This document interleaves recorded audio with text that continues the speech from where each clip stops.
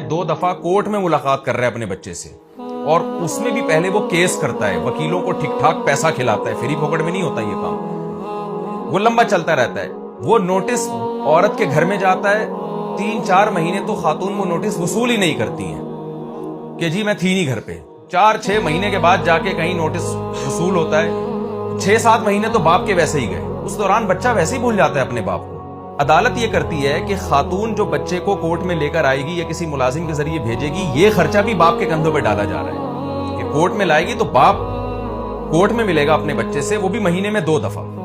اور اس میں پھر بڑے مسائل ہوتے ہیں کہ لوگ پوچھ رہے ہوتے ہیں یا کس سلسلے میں تمہارا آنا ہوا۔ دادا دادی گھر میں رو رہے ہوتے ہیں کہ ہمارا پوتا گیا ہم سے، اور بھی جو خاندانی لوگ ہیں ان کے ہاں تو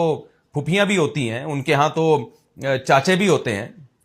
تو وہ سارے رو رہے ہوتے ہیں یار، ان کو ملنے کی بھی اجازت نہیں ہے۔ اور ویسے بھی دادا دادی وہ کورٹ میں کہاں جائیں گے بیچارے ملاقات کے لیے۔